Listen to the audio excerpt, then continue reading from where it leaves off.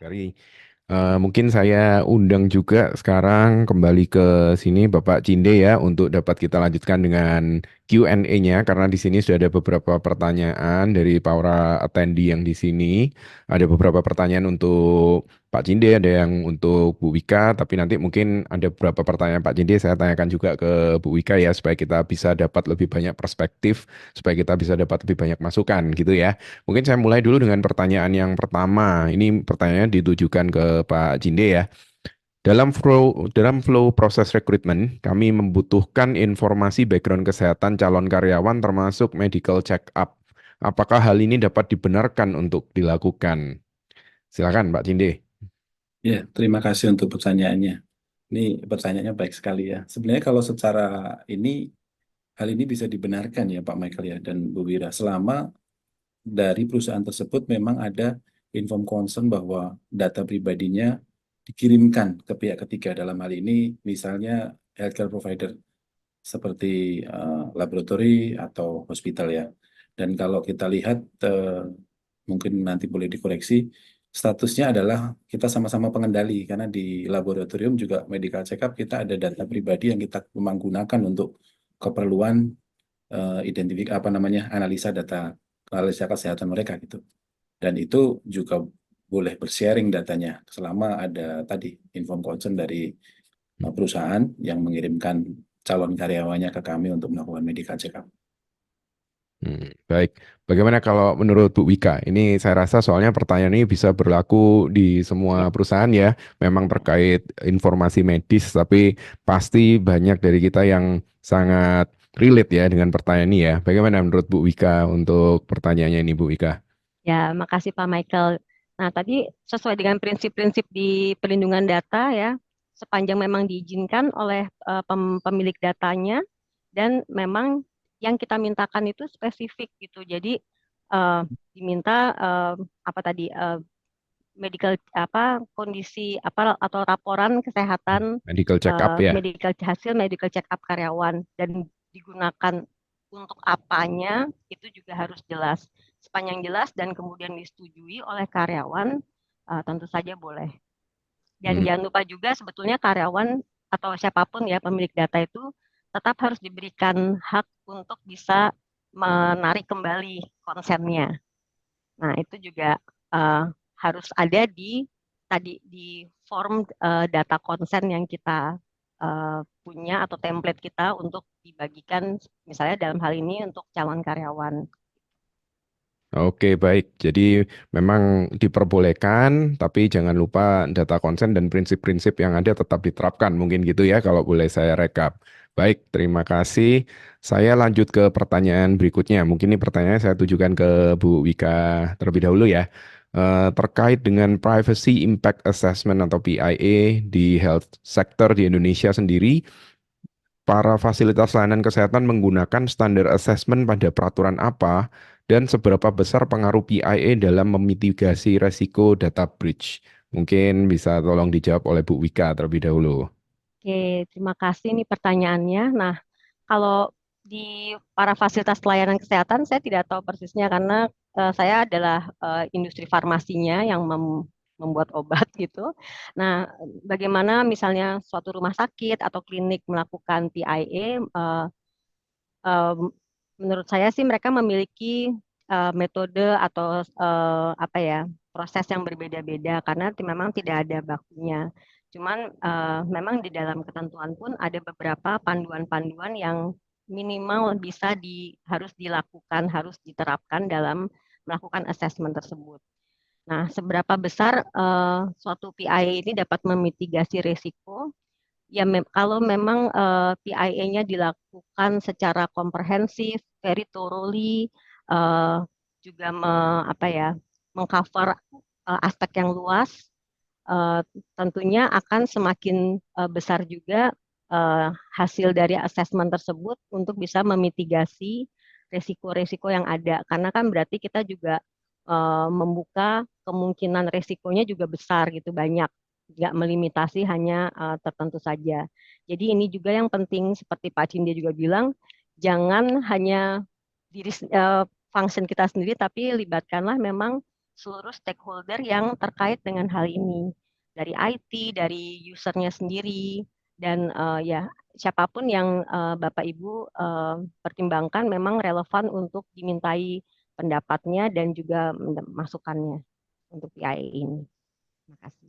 Oke, baik. Terima kasih atas jawabannya, Bu Wika. Mungkin saya minta sedikit tanggapan juga dari Pak Cinde terkait pertanyaan ini. Kira-kira bagaimana, Pak? Iya, makasih Pak. Dan sebenarnya kalau kita di industri kesehatan tuh ada beberapa peraturan pemerintah maupun undang-undang yang kadang bisa kita pakai sebagai rujukan ya. Jadi seperti Undang-Undang Kesehatan Nomor 11 itu tentang rekam medik, itu kan ada beberapa aturan yang memang harus kita jalani gitu. Misalnya kayak menyimpan riwayat kesehatan itu dalam 25 tahun ya, termasuk Undang-Undang tentang pelaksanaan kesehatan ataupun eh, Nomor 36 juga tentang kesehatan, mengatur aspek kesehatan di Indonesia itu juga beberapa rujukan yang biasa kita gunakan. Tapi di luar itu memang kalau kita bicara baca undang-undang memang tidak secara eksplisit seperti apa, kita kadang menggunakan ISO 27701 kadang yang itu bisa lebih standar pedoman internasional untuk menggunakan manajemen data privasi. Itu bisa lebih lebih membantu kita untuk dalam menetapkan PA ini. Dan seberapa besar pengaruhnya, ya kembali lagi ya, ini bergantung seberapa baik kita memetakan PI ini, DPI ini terhadap semuanya, dan ini juga bergantung juga terhadap semua stakeholder yang ada ya. Kalau memang itu terdokumentasi dengan baik, tentu jika ada risiko itu juga bisa kita identifikasi dengan cepat dan bisa lebih meminimalkan dampak itu, Pak Michael. Terima kasih. Oke, siap. Terima kasih Pak Cinde atas jawabannya. Nah, ini mungkin saya nanya lagi ke Pak Cinde karena ada pertanyaan yang ditujukan ke Pak Cinde. Ini tapi kalau saya baca pertanyaannya agak mirip seperti curhatan ini Pak. Jadi mohon dibantu ini curhatan atau pertanyaannya ini Pak. Nah, jadi ini pertanyaan Pak. Tidak jarang saya mengalami setelah berobat di RS, setelahnya selalu ada perusahaan asuransi yang menelpon saya untuk menawarkan asuransi. Apakah hal ini memang dibenarkan untuk dilakukan? Bukankah data pasien bersifat rahasia? Monggo Pak, jawabannya. Ya, makasih. Eh, Sebenarnya hal ini tidak dibenarkan sih, selama apa namanya tidak ada persetujuan dari pelanggan untuk inform consent terhadap hal tersebut. Beda kalau memang kadang waktu periksa ke rumah sakit gitu kita menandatangani sesuatu, padahal di situ tertera bahwa data pribadi akan diserahkan ke asuransi untuk keperluan marketing dan lain-lain. Itu berbeda cerita ya. Kadang kita biasa ke rumah sakit itu tanda tangan aja ya Pak Michael ya. Iya, Ya Bu betul. Wira ya. Nggak pernah melihat kontennya apa gitu. Nah, ketika Mm-mm. tanda tangan, jangan-jangan kita telah menyetujui bahwa data kita memang di-sharing ke third party untuk marketing activity. Kalau itu tidak ada, harusnya tidak boleh.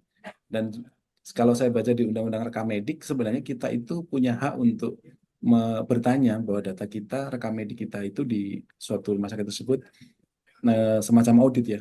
Disimpan di mana, dilakukan seperti apa, siapa yang mengakses, itu sebenarnya kita punya hak untuk tanya itu. Oke. Jadi balik lagi ke masalah konsen ya Pak ya. Selama ada konsen berarti memang diperbolehkan gitu ya Pak ya. Siap, oke. Terima kasih atas jawabannya Pak Cinde.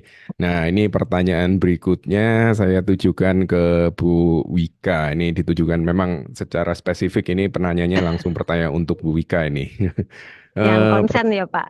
iya, terkait konsen, masih tentang konsen. Bagaimana perusahaan ibu dapat konsen untuk data pribadi healthcare profesional yang perusahaan ibu sudah terima sebelum Undang-Undang Perlindungan Data Pribadi diterapkan?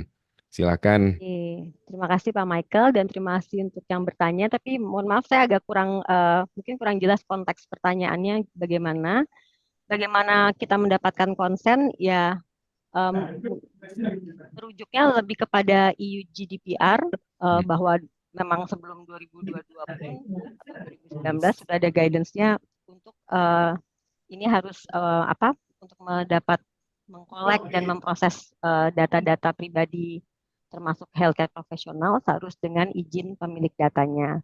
Jadi rujukannya waktu itu pada EU GDPR, dan kita kalau pertanyaannya bagaimana kita approach-nya ya juga dijelaskan ke para dokternya tujuannya untuk apa, dan juga karena to some extent ini juga sebetulnya adalah melindungi para pemilik datanya tersebut sendiri ujung-ujungnya gitu ya. Jadi what's in it for them. That's the thing that we first have to explain to the data owner supaya mereka juga dapat buy-in-nya. Oh, ini justru baik buat saya kalau saya memberi konsen. Dan form yang kita berikan juga sebetulnya sama seperti kalau misalnya kita lagi buka website ada cookies, ada Hmm. yang wajib dan ada yang pilihan-pilihannya. Jadi dari kami pun juga membuat pilihan-pilihan tersebut. Jadi pinginnya sih semua ditik sama dokternya, cuman ya tadi itu adalah kewenangan pemilik data. Jadi apakah kita boleh menyimpan data dokter? Dan kalau iya, berarti barulah beberapa option bawahnya bisa jadi pilihan bagi pemilik data. Contohnya, apakah kami boleh menghubungi apabila ada seminar saintifik yang terkait dengan keahlian atau ekspertis Bapak atau dokter, dan apakah boleh kami kirimkan email dan sebagainya. Nah, jadi beberapa pilihan yang kita berikan seperti itu.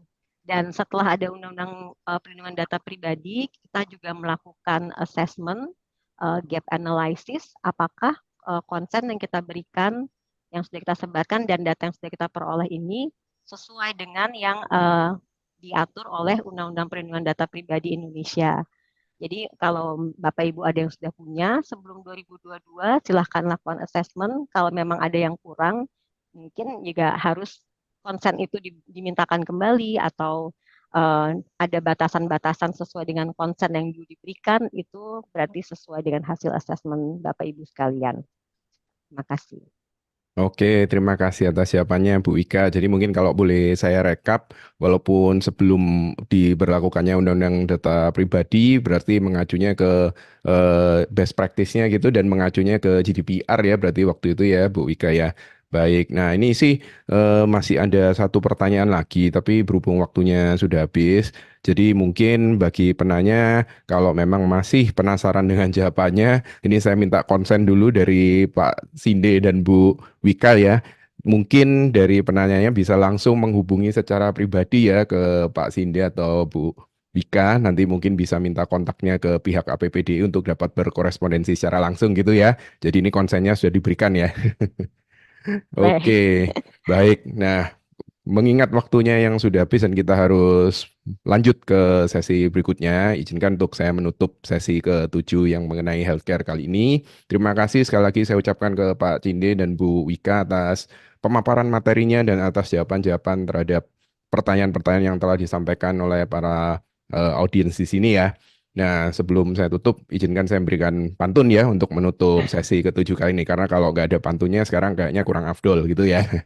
Oke. Bunga tumbuh di tepi jalanan, mekar indah terpapar mentari. Jangan lupa jaga kesehatan, jagalah juga data pribadi. Oke, terima kasih kepada APPDI, terima kasih kepada Bapak Cinde dan Bu Wika, terima kasih juga kepada para audiens di sini. Sampai bertemu lagi di lain kesempatan.